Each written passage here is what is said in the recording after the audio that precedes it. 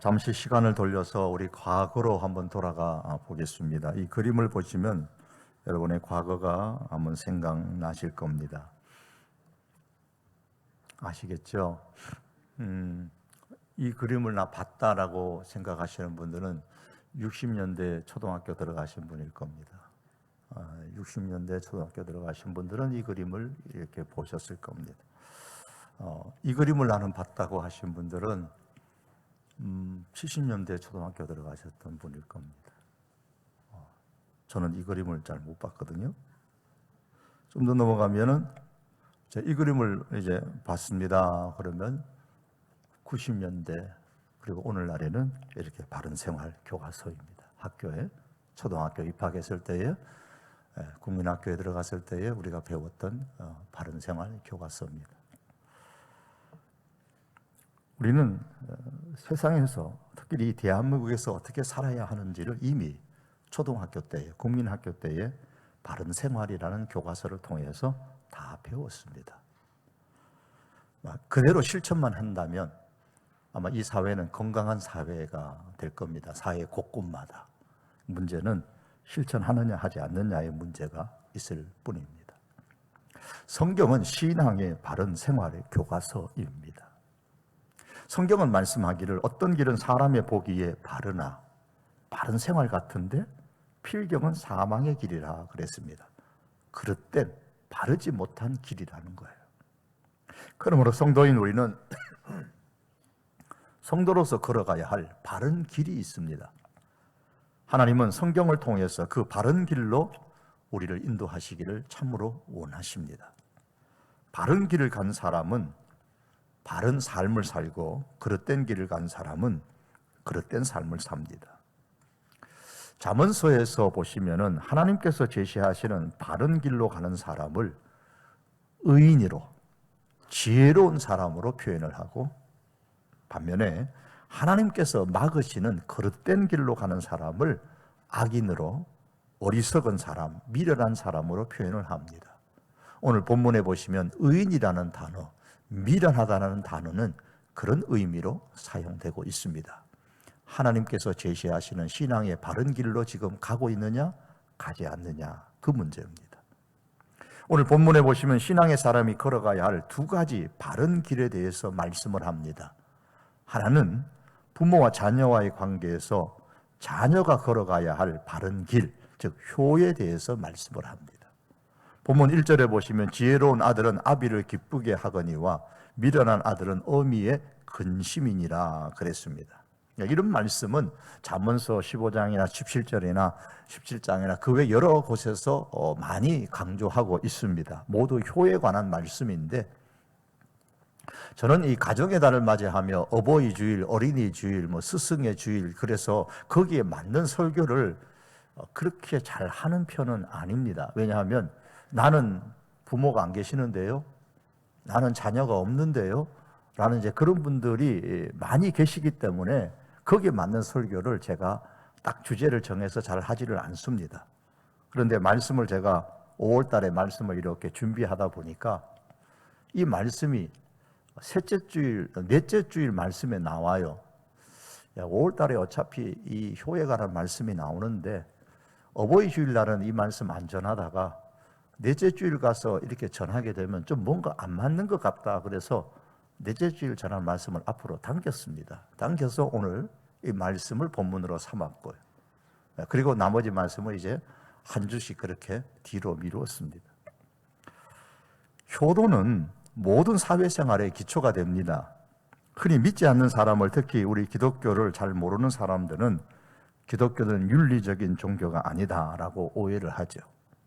유교 사상에 젖어 있는 사람들은 이 기독교 문화와 유교 문화의 차이에서 오는 것 때문에 기독교에 대해서 오해를 하고 있는 경우가 있습니다.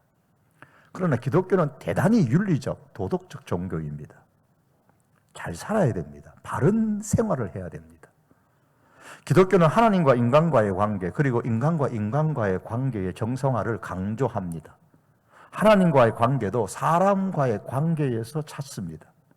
따라서 이 윤리, 도덕을 따른 기독교라는 것은 생각할 수가 없습니다. 예컨대 우리 기독교의 핵심이라고 볼 수 있는 십계명만 보더라도 하나님과의 관계와 사람과의 관계를 강조하고 있습니다. 예수님께서는 이 십계명을 둘로 정리하여서 하나님 사랑과 이웃 사랑, 하나님과의 관계와 사람과의 관계를 강조하면서 이 둘은 따로 떨어져 있는 것이 아니라 하나로 연결되어 있음을 강조하셨습니다. 십계명에 의하면 사람과의 관계에 있어서 사람이 해야 할 첫 번째가 부모에 대한 효도입니다. 모든 윤리가 여기에서부터 시작이 되어집니다. 에베소서 6장 1절에서 3절에 보면 자녀들아 주 안에서 너희 부모에게 순종하라. 내 아버지와 어머니를 공경하라. 이것은 약속 있는 첫 계명이니, 약속 있는 첫 계명이라는 말은 십계명의 첫 계명이라는 거예요. 인간과의 관계된 계명 가운데 첫 번째 계명이 다섯 번째 나오는 부모에 대한 효이거든요. 그래서 약속 있는 첫 계명이라 그랬습니다. 이로써 내가 잘되고 땅에서 장수하리라고 했습니다. 그러므로 부모에게 효도하지 않으면서 바른 생활을 한다, 이것은 어불성설입니다. 이는 기초 없이 건물을 세우려는 것과 같습니다. 변하지 말아야 할 자연의 법칙이 있죠. 그런데 그 자연의 법칙이 변하면 어떻게 됩니까? 재앙이 옵니다. 예컨대 바다에 있어야 될 물인데 자연의 이변으로 그 바다에 있어야 될 물이 육지로 몰려들면 그건 재앙입니다. 딱딱하고 튼튼하게 있어야 될 땅이 갈라지게 되고 구멍이 나고 땅에서 하늘로 불이 솟아오르면 그건 재앙입니다. 화산 폭발이나 지진은 자연 법칙이 변하는 것인데 이런 것들은 반드시 재앙을 가져오게 됩니다. 자연 법칙이 깨어지게 되면 재앙이 오는 것처럼 도덕 법칙이 깨어지게 되면 재앙이 오게 되는 겁니다. 세월이 아무리 흘러도 변하지 않아야 되는 것이 바로 부모와 자녀와의 관계, 도덕 법칙의 가장 기본이 되는 부모와 자녀와의 관계입니다. 그런데 이 관계가 변질되어지고 무너지게 됩니다. 그러면 개인은 물론이요, 그 사회와 국가와 그리고 가정에 재앙이 몰려옵니다. 그것은 자연스러운 이치입니다. 이 사실을 우리가 한순간도 잊지 말아야 됩니다. 도덕 법칙을 깨트리고서 내가 잘 된다? 사회에서도 그렇게 말하지 않고 더더욱 성경에서도 그렇게 말씀하지 않습니다. 효도가 모든 사회 도덕의 기초가 되는 이유는 가정에서 부모에게 효도하는 자녀들이 사회에 나가면 이웃이나 혹은 다른 여러 사람들에게 좋은 이웃이 되고 좋은 시민이 되는 것을 보아서도 알 수가 있습니다.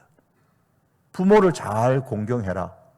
그리고 그 다음에 이웃과의 관계 속에서 살인하지 말고 간음하지 말고 이웃 것 탐내지 말고, 이 가정에서부터의 효가 기초가 되어져서 그것이 점점 확장되어져서 사회 도덕, 사회 윤리가 형성되는 것입니다. 일전에 여론 전문기관인 한국갤럽이 전국의 만 19세 이상의 남녀 1,005명에게 요즘 학교 선생님들은 학생들에게 존경을 받고 있는지에 대해서 설문조사를 했더니 83%가 그렇지 않다고 그랬고 9%가 존경을 받고 있다고 했고 8%는 답을 하지 않았습니다. 아마 지금 조사하면 아마도 존경받지 않는다는 퍼센트가 더 높지 않을까 싶습니다. 학생이 선생님을 때리는 일들이 일어나게 되고 학생들 앞에서 학부모가 선생님을 모욕하고 심지어 때리는 일까지 벌어지는 것이 한국 교단의 현실입니다. 이 모든 현상은 가정에서부터 효가 무너졌기 때문에 일어나는 현상들입니다. 이것이 가정의 효와 결코 무관하지 않습니다. 더 나아가 효도는 사회 도덕의 기초가 될 뿐만 아니라 신앙의 첫 열매입니다. 부모에게 효도하지 않는 신앙은 그건 위선된 신앙입니다. 사람이 참 신앙을 갖게 되면 가장 먼저 그 부모를 공경하는 데서부터 신앙이 나타납니다. 오늘 1절의 말씀에 보시면 지혜로운 아들은 아비를 기쁘게 하거니와 미련한 아들은 어미의 근심이니라고 했습니다. 지혜로운 자녀는 부모의 기쁨입니다. 어떤 자녀가 지혜로운 자녀입니까? 잠언서에서 말씀하는 지혜의 가장 기본은 하나님을 경외하는 것입니다. 그러므로 지혜로운 자녀는 믿음으로 사는 자녀요 하나님을 경외하는 자녀를 의미합니다. 이를 의인이라 그렇게 표현을 하죠. 잠언서 23장 24절과 25절에 보면 의인의 아비는, 즉 믿음으로 사는 자녀의 아버지는 크게 즐거워할 것이요 지혜로운 자식을 낳는 자는, 즉 믿음으로 사는 자식을 낳는 자는 그로 말미암아 즐거울 것이니라 그랬습니다. 자녀가 믿음이 바로 서 있으면 그 부모는 틀림없이 그 자녀로 인해서 즐거움을 얻습니다. 우리가 자녀 교육을 시키면 그 부모는 반드시 그에 대한 보상을 즐거움으로 받습니다. 믿는 부모의 기쁨은 자녀들이 믿음으로 사는 겁니다.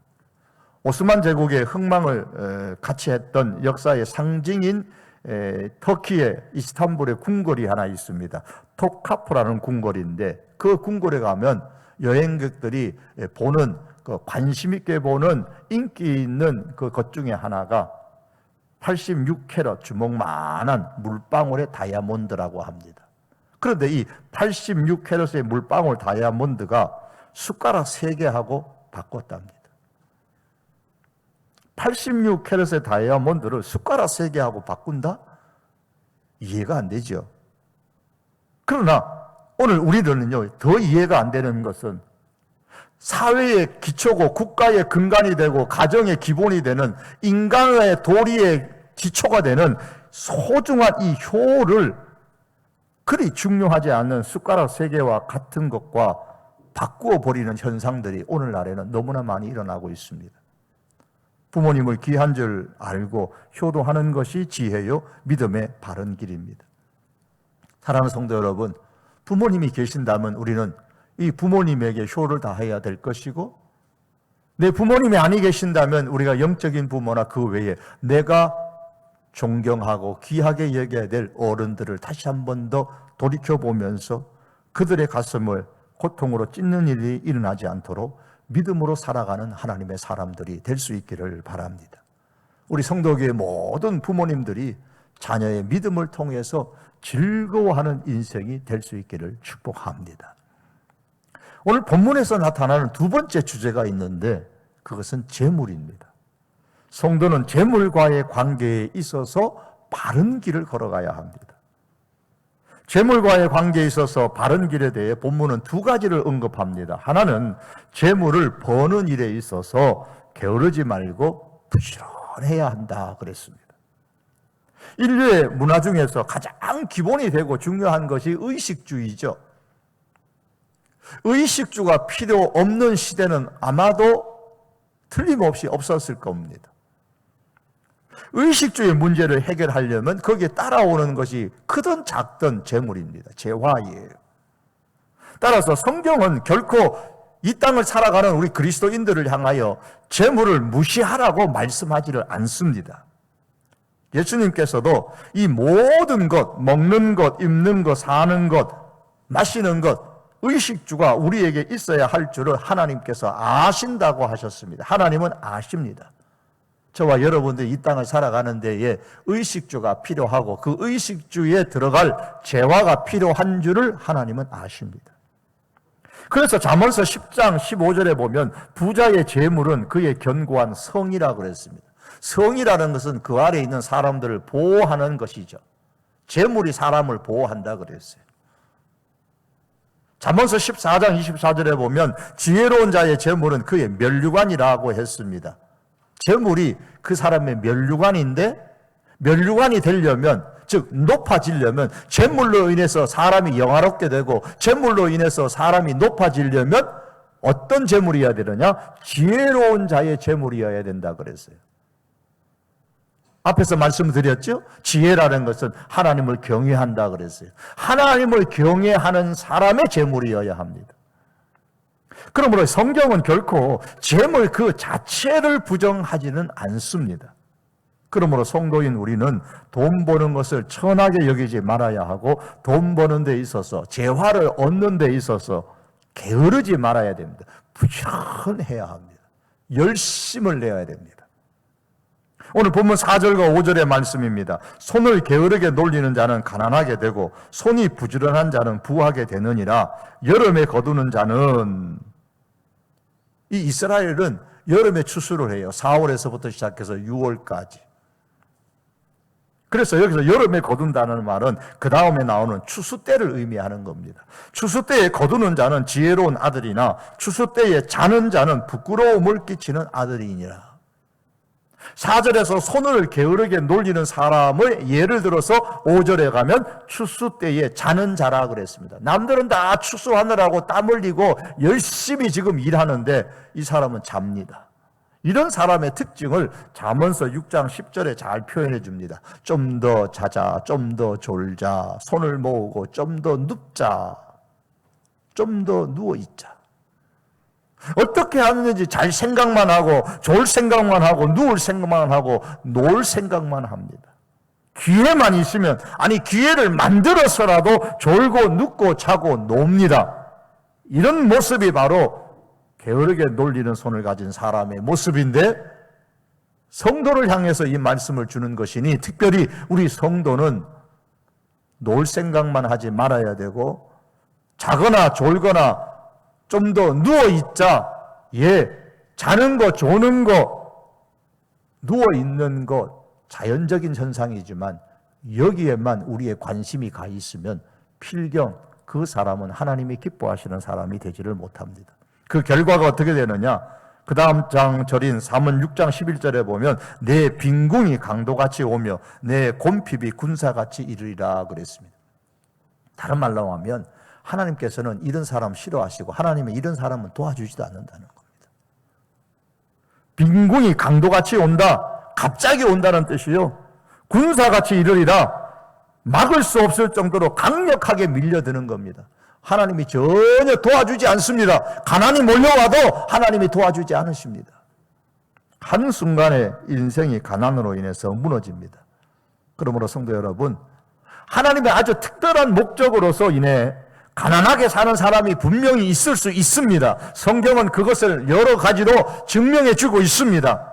저도 인정을 합니다. 그러나 게으르게 이 세상에서 살면서 가난하게 사는 것은 결코 하나님의 뜻이 아닙니다.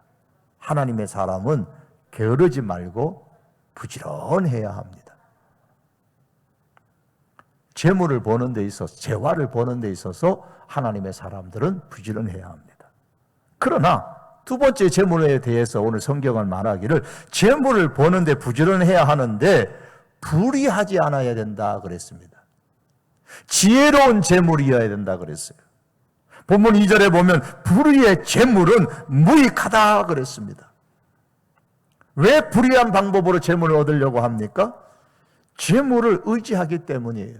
그래서 불의하다라는 말은 사회적으로 말하면 비도덕적인 방법으로, 공정하지 못한 방법으로, 정의롭지 못한 방법으로, 올바르지 못한 방법으로 돈을 버는 것, 재화를 버는 것을 불의의 재물이라 그렇게 말할 수도 있지만, 또 다른 하나의 의미는 성경에서 여기서 말씀하는 불의의 재물은 믿음 없이 버는 돈이 바로 불의의 재물입니다. 그 불의의 재물은 무익하다 그랬어요. 우리 성도에게 있어서 불의로 모아들인 재물은 결코 그 성도에게, 특별히 그 신앙에 유익을 주지를 못합니다.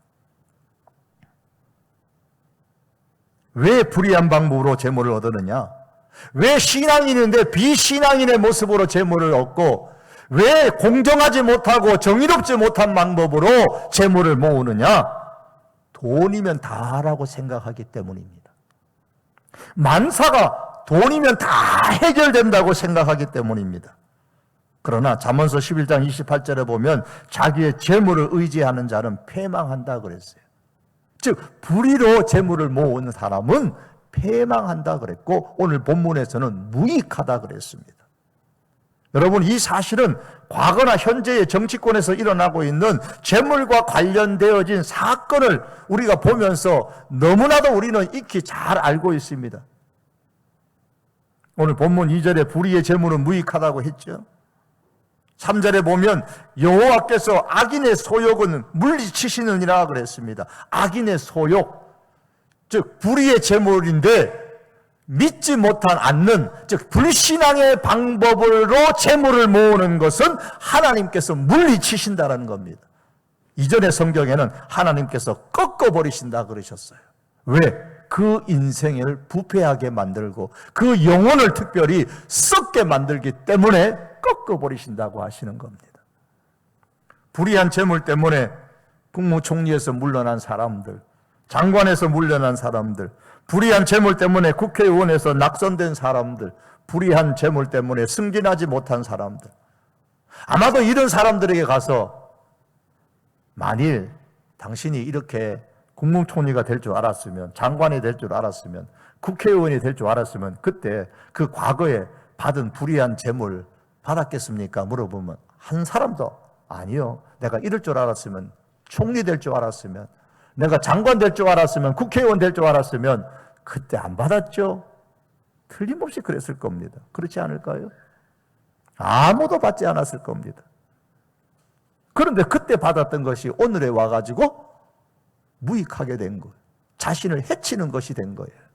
여러분, 우리들 가운데서 혹은 우리들의 자녀들 중에서 후일에 시장이 되고 국회의원이 되고 장관이 되고 대통령이 될 사람이 나올지 누가 압니까? 그런 사람들이 많이 나왔으면 좋겠어요. 그런데 불의의 재물의 유혹이 올 때마다 지금 그거 받으면, 그거 내가 받으면 지금은 내가 좋을는지 모르지만 후일에 내가 혹은 내 자손이, 내 자녀가 시장 되는데 발목 잡을 것이다. 내가 국회의원 되는데 내 자손이 국회의원 되는데 발목 잡을 것이다. 내가 장관이 되거나 혹은 내 자손이 장관이 되고 국무총리가 될지도 모르는데 이 불의의 재물이 나를 얽어맬 것이다. 내 자녀를 얽어맬 것이다. 우리가 이런 마음을 갖고 모든 불의의 재물을 항상 물리칠 수 있기를 바랍니다. 그러나 무엇보다도 이 불의의 재물을 얻는 사람을 하나님께서는 물리치신다고 하셨습니다. 꺾어버리신다. 이 사실을 우리가 기억하면서 불의의 재물을 얻는 길로 우리가 걸어가지 말아야 합니다. 디모데전서 6장 9절은 말씀합니다. 부하려 하는 자들은 시험과 올무와 여러 가지 어리석고 해로운 욕심에 떨어지나니 곧 사람으로 파멸과 멸망에 빠지게 하는 것이라. 부하려 하는 자는 부자가 되고 싶다 하는 사람이 아니고 돈이 최고라고 생각하고 물불을 가리지 않고 재화를 모으려고 하는 사람을 의미합니다. 이런 사람은 반드시 시험에 빠지고 올무에 걸리고 해로운 욕심에 떨어져서 마침내 파멸과 멸망에 이르게 된다고 성경은 말씀했습니다. 요즘 사람들이, 특별히 우리 젊은 사람들이 가상화폐, 즉 코인 투자에 뛰어들고 있습니다. 신규 가입자의 63.5%가 20대, 30대라고 합니다. 우리 젊은이들 가운데도, 여러분 가운데도 아마 계시겠지요. 기성세대의 눈으로 보면 이해를 할 수가 없습니다. 자신의 모든 재산을, 심지어 빚을 내서 또 등록금을 안 내고서라도 불확실의 끝판왕이라 할 수 있는 이 코인 열차에 다 탑승하는 이 상황은 분명히 비정상적이고 비이성적입니다. 불안합니다. 그런데 가상화폐에 이 뛰어든 젊은이들도 그걸 압니다.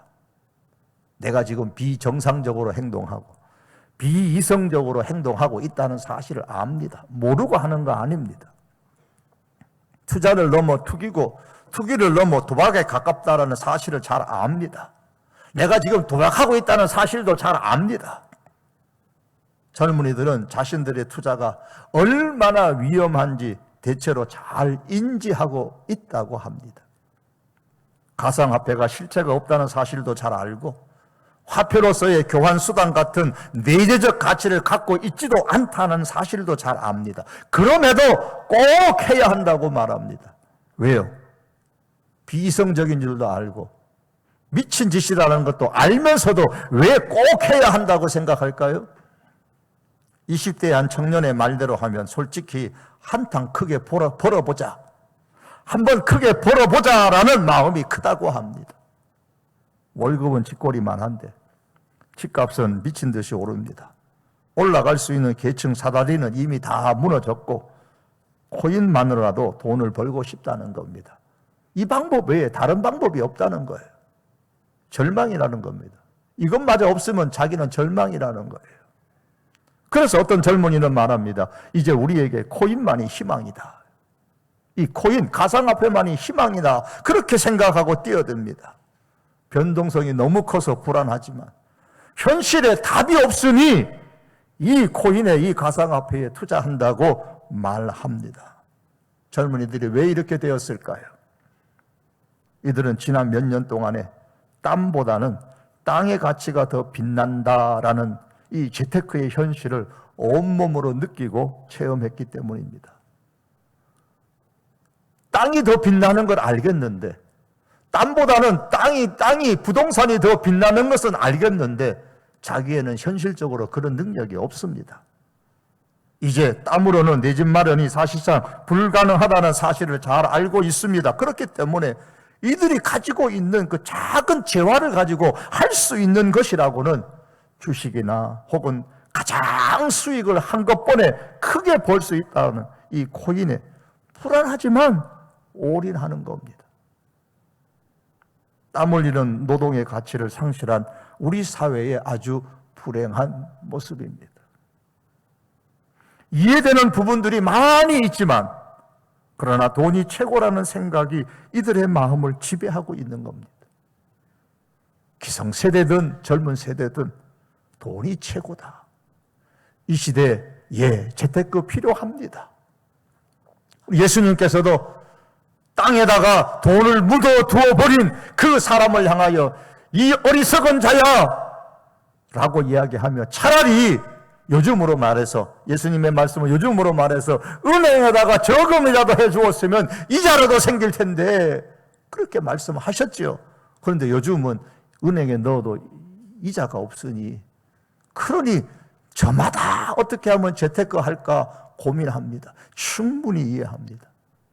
문제는 그 재테크 하는 방법이 불이하다는 거죠. 불안하다는 겁니다. 너무 변동성이 큰데 한탕하자는 겁니다. 돈이 최고라는 그 생각에 지배되어져서 재테크를 한다는 것이 문제라는 겁니다. 거기에 속고 있는 겁니다. 배에 탓이 없다면, 배에 키가 없다면 망망대해에서 표류하게 되고, 영혼에 탓이 없다면, 영혼에 키가 없다면 넓은 세상에서 방황하지 않을 수 없습니다. 탓에 의해서 배의 방향이 결정되고 키에 의해서 배의 방향이 결정됩니다. 인생에는 분명히 탓이 있어야 하고 키가 있어야 된다는 사실을 우리는 다 잘 압니다. 그런데 사람들은 그 탓을, 그 키를 잘못된 것으로 설치하고 말았습니다. 물질을 탓으로 삼고 물질을 키로 삼으니 그 사람은 결국에 믿음을 떠나게 되고 자신을 찔러 망하는 방향으로 가게 됩니다.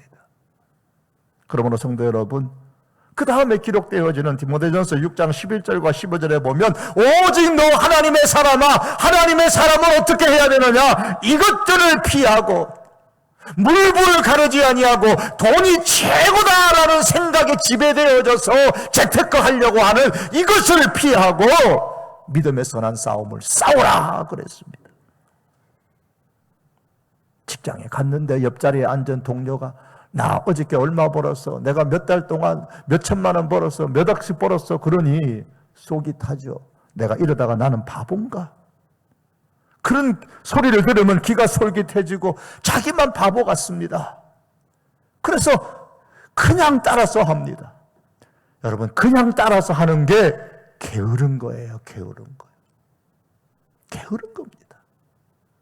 열심히 손을 놀려 일하는 것처럼 열심히 책을 보고 열심히 공부를 해야 되는데 그냥 한단 말이에요. 그게 게으른 거예요.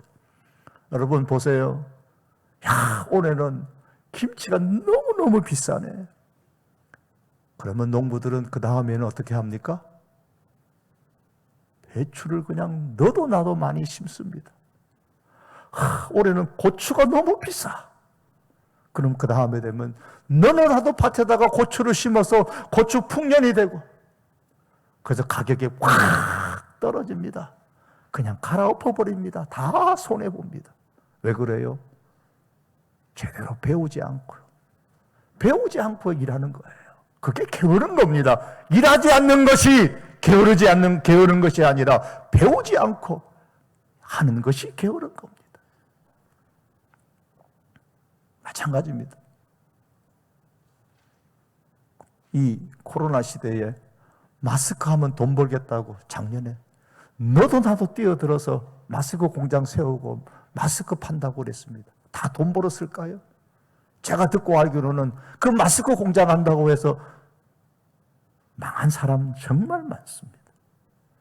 배우지 않고 애쓰지 않고 그냥 시대의 흐름에 따라서 그냥 흘러들어가는 겁니다.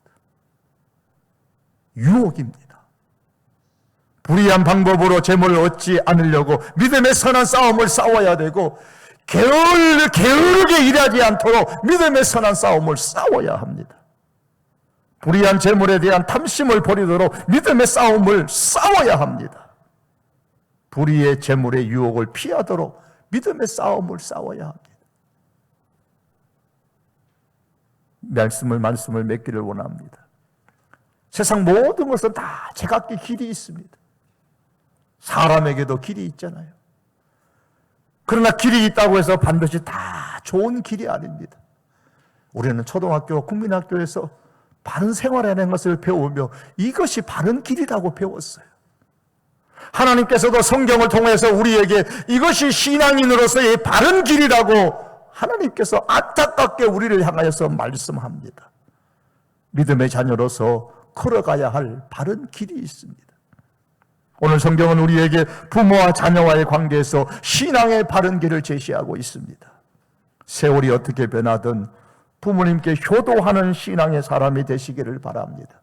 그것이 내 육신의 부모이시든 아니면 내 영적인 부모이시든 아니면 내가 존경하는 그런 부모와 같은 분이시든 신앙의 사람으로서 효를 다 할 수 있기를 바랍니다. 하나님은 그 길에 복을 놓아 주셨습니다. 또한 재물과의 관계에서 신앙의 바른 길을 갈 것을 오늘 성경은 우리에게 말씀했습니다. 불의의 재물을 멀리하시고 게으르지 않고 부지런히 일하는, 부지런히 공부하고 연구하는, 그래서 그 일에 집중하는 하나님의 사람이 되어져서 특별히 신앙의 모습을 가지고 일에 집중하는 하나님의 사람이 되어져서 이 땅에 사는 동안 불의의 재물이 아니라 의로운 재물, 신앙의 재물을 모아서 사람과 하나님을 위하여 귀하게 사용할 줄 아는 하나님의 사람들이 될 수 있기를 주님의 이름으로 축복합니다. 기도하시겠습니다.